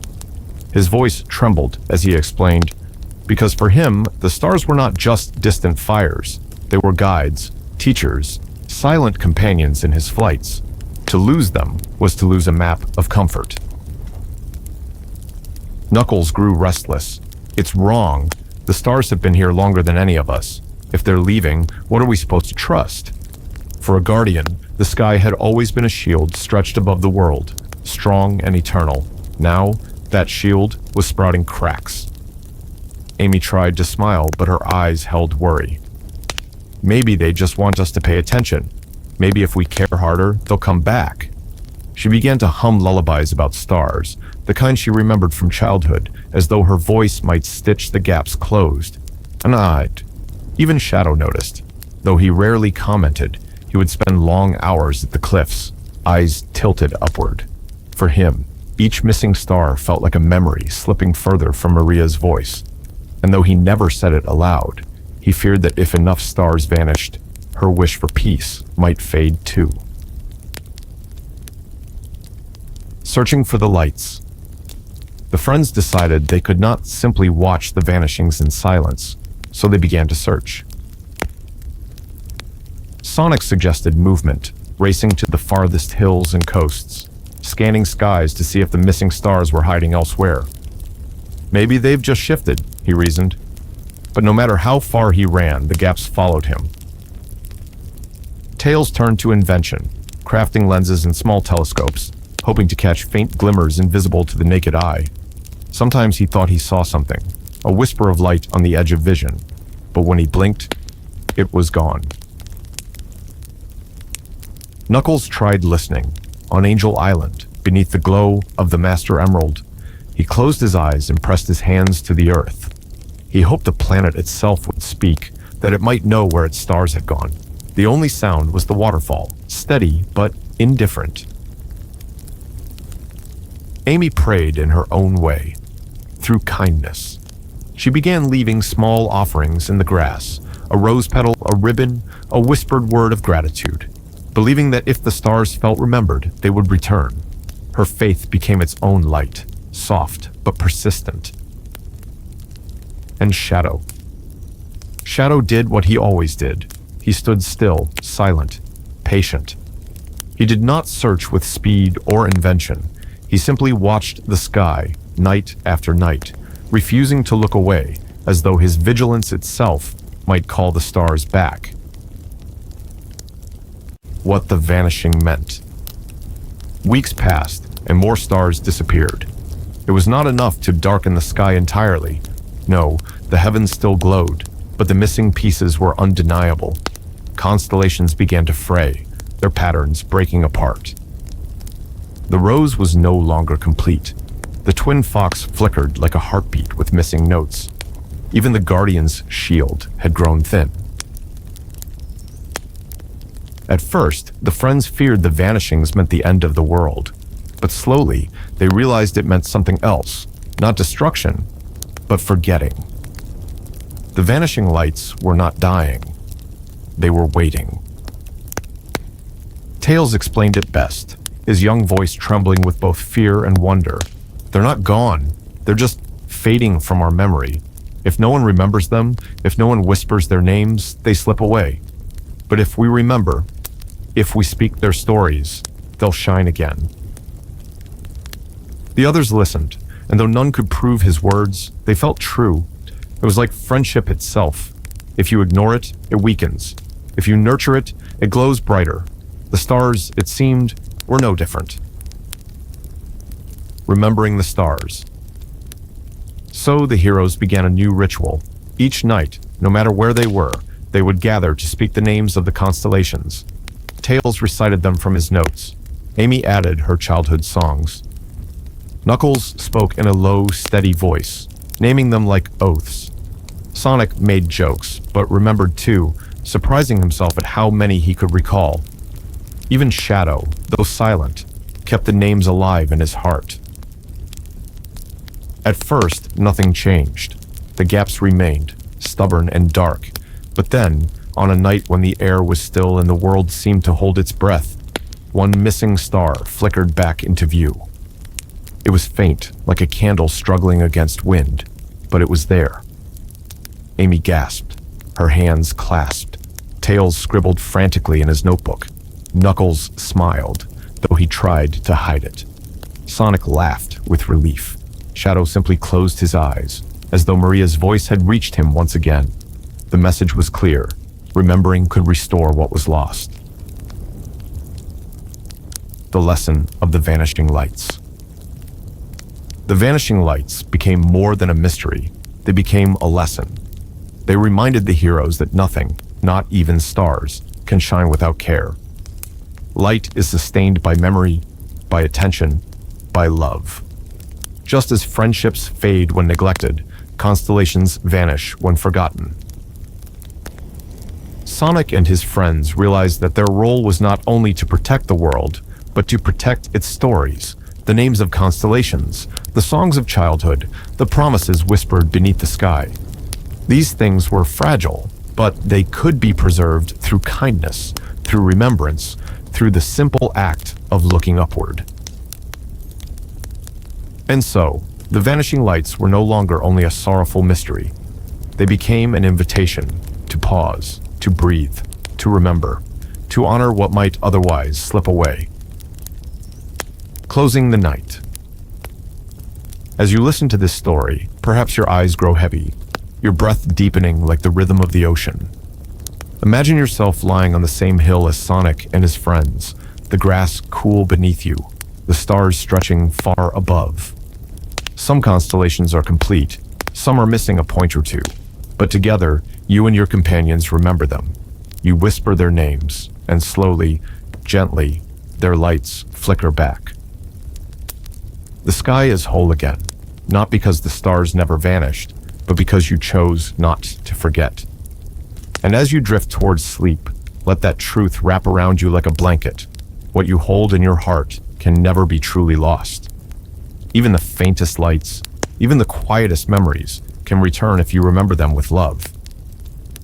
So breathe slowly, let the vanishing lights settle back into place, and let the sky, once broken, shine whole again above your dreams. Peace in Sonic's world is not the absence of sound. It is not silence, nor is it stillness.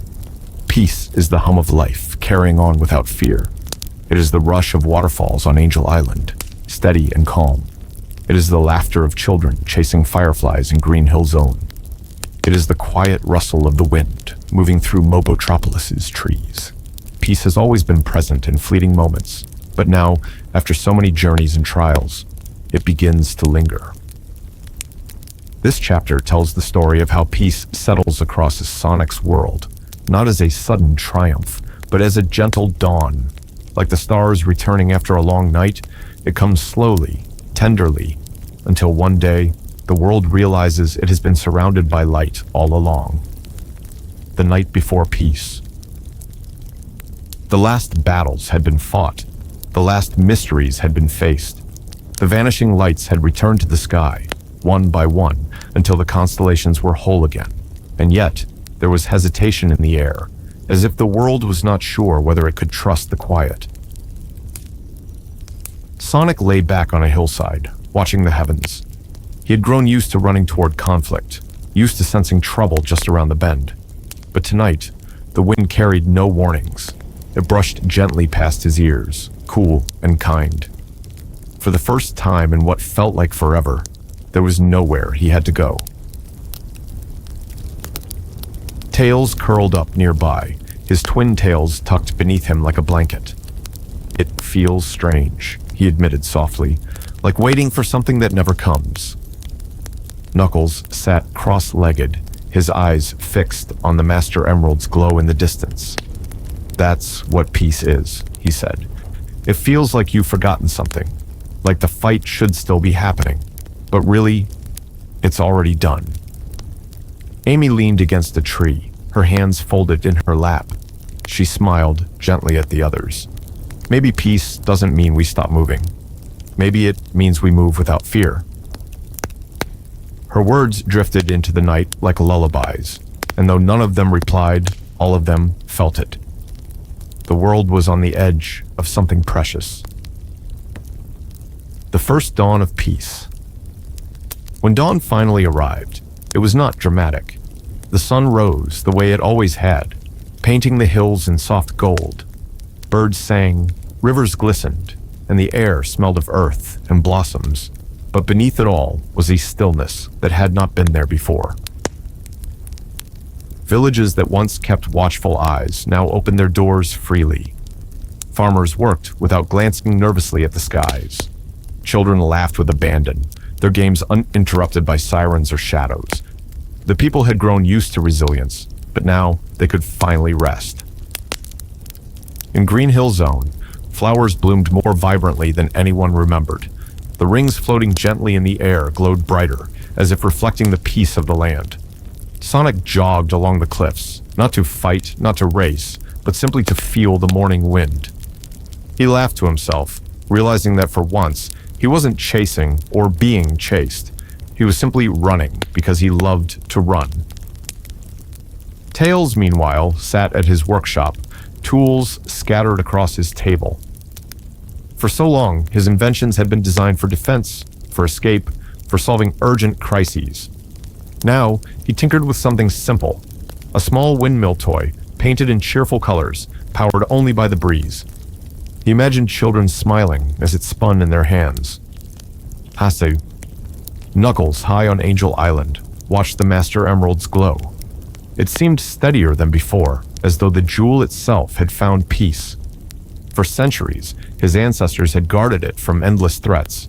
But now, with the world calmer, Knuckles could simply sit with it, guardian not of danger, but of tradition. Amy tended to a small garden outside her home. Roses, of course, her favorite. She sang softly as she worked, her voice blending with the hum of bees and the rustle of leaves. Each bloom she nurtured was a quiet prayer for the peace to last. Even Shadow, who rarely sought comfort, found himself walking through the forests alone. The silence no longer felt like emptiness. It felt like healing. In every branch and every patch of sunlight, he thought he could hear Maria's wish echoing. Give them a chance to be happy. The world responds. Peace did not just touch the heroes, it rippled across the world. The floating islands that had once drifted restlessly now hovered in calm skies. Villages rebuilt not with urgency but with joy, painting walls in bright colors, carving symbols of hope into wood and stone. Rivers that had been muddied by war now ran clear, reflecting skies filled with birds instead of smoke. In Station Square, the city slowed down. Cars moved without horns blaring. Neon signs glowed not to warn but to welcome. Families strolled through the streets once scarred by battle, now filled with music and laughter. The city no longer looked like a place waiting for the next storm. It looked like a place where stories could grow. Even the ruins of ancient places, once solemn reminders of loss, began to soften. Grass grew over stone, flowers filled broken cracks, and the air smelled of life. What had been monuments to sorrow became gardens of memory, where people could rest rather than grieve. It was as if the whole world, weary from struggle, had exhaled at last. The heroes at rest. Each hero found peace in their own way. Sonic spent his days running across the land, not to fight but to connect. He visited towns, raced with children, and carried messages between villages. Wherever he went, he brought laughter and energy, a reminder that joy was just as powerful as speed. Tails poured his heart into creation. His workshop became a place of wonder, filled with inventions that delighted rather than defended. He built toys, music boxes, and machines that helped farmers with their crops. His hands, once trembling with urgency, now moved with calm curiosity. Knuckles continued his duty as guardian, but his heart was lighter. He welcomed visitors to Angel Island more often, telling stories of the Master Emerald and its history. For the first time, his role felt less like isolation and more like sharing. Amy became a symbol of kindness in her community. Her garden grew vast, and she gave roses freely to anyone who visited. People came to her for comfort, for advice, for laughter. She reminded everyone that love could heal in ways no battle ever could. Shadow, though still solitary, allowed himself moments of connection. He stood at the edge of gatherings, watching quietly, his presence a steady reassurance. He no longer carried the weight of endless battle. He carried the quiet memory of Maria's wish, now fulfilled. Together, they did not stop being heroes, but they became something gentler. They were guardians of peace, caretakers of calm. The stars shine brighter. At night, the vanishing lights no longer faded. They glowed brighter than ever, their constellations whole. The twin fox, the guardian shield, the rose, the Voyager, all shimmered like threads of silver stitched across the heavens. The heroes often gathered beneath them. They no longer watched with fear of loss, but with gratitude. Each star felt like a promise kept, each constellation a memory preserved. Amy would point out shapes with childlike delight. Tails would explain their names, Knuckles would share ancient myths, Sonic would make jokes, and Shadow would listen silently, his eyes reflecting the glow. Together, they found not only comfort, but belonging. The stars seemed to whisper back, "You remembered us." And because of that, we remember you. The lesson of peace. The world of Sonic had learned a truth that was simple yet profound. Peace is not given, it is nurtured. It is not the absence of struggle, but the presence of care. Just as stars fade without remembrance, peace fades without kindness. The heroes understood now that the task was not only to protect the world from threats, but to protect the gentle, quiet moments that made life worth living. A laugh, a song, a shared meal, a flower blooming, a star shining. Peace was not fragile, it was resilient if cherished. A world at rest. Imagine as you listen that you are lying in this world of peace. The grass is soft beneath you. The air carries the faint scent of roses and rain. Somewhere nearby, a river hums its endless lullaby. Fireflies drift lazily, glowing like tiny stars. Above you, the constellations shine whole and bright. Not one is missing. They keep their patient watch, but not from a distance, from within your memory, your heart. You close your eyes, and the sounds of laughter, water, and wind fold around you like a blanket. You are safe here. The world is safe here, and for the first time, there is nothing you need to do but rest. Closing the story. And so the tale of Sonic's world comes to its gentle close, not with a final battle, not with a desperate chase, but with a sigh of relief. The stars are whole, the rivers sing, the heroes rest, and the people laugh. The world is at peace. As you drift towards sleep, let that peace become your own. Let the hills of Green Hill, the glow of Angel Island, the hum of Station Square, and the constellations above lull you into dreams. Breathe deeply. Feel the calm. Know that, just like the stars, peace can always return when remembered with love. Good night, dreamer. Good night, stars. Good night, world. And so, dear dreamer, our story has reached its quiet end.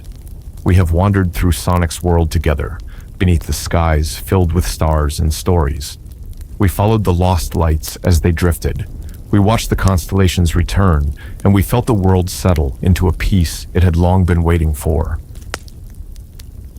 Now, as the last words of the tale float into the night, let yourself breathe deeply. Imagine the heroes resting too. Sonic stretched out on a hilltop with the wind brushing through the grass. Tails curled up in his workshop with soft gears ticking like lullabies. Knuckles keeping steady watch over the glowing Master Emerald. Amy humming to her roses, and Shadow gazing at the stars, silent, but at ease. Each of them is calm, and in their calmness, you too are safe. The stars above remain whole now. Not a single one has vanished. They shine with patience, waiting for you to notice them, waiting for you to remember their names. Each point of light is a memory, a kindness, a promise. And as you drift deeper into rest, those promises follow you, not heavy like burdens, but light as fireflies, guiding you gently into dream. Listen to the quiet around you. In Sonic's world, the rivers sing, the trees sway, and the laughter of friends carries on the breeze. In your world, there are sounds too. Your own breath, the soft rhythm of your heart, perhaps the hush of night outside your window. All of them are reminders that peace is not far away. It is here, within reach, waiting for you to accept it. Close your eyes. Imagine the constellations unfolding above you, not only in the sky, but inside your dreams. The twin fox, the guardian shield, the rose, the Voyager, all glowing, all whole. They are not just stars, they are companions for your rest, keeping watch as you drift farther into sleep. Remember this, peace is not the absence of sound, or motion, or thought. Peace is the gentle way the world moves when you let it. It is Sonic's laughter, Tails' curiosity, Knuckles' steadiness, Amy's kindness, Shadow's silence. It is your own breath, your own rest, your own heart finding rhythm. So let go now. Let go of the day, of worries, of weight. You are safe in this world, safe in this story, safe beneath these stars. Sleep will come as softly as a whisper, as gently as the vanishing lights returning home. Good night, dreamer. Good night, Sonic's world. Good night, stars. Until we meet again in another story, rest well, and let the light of peace guide you into dreams.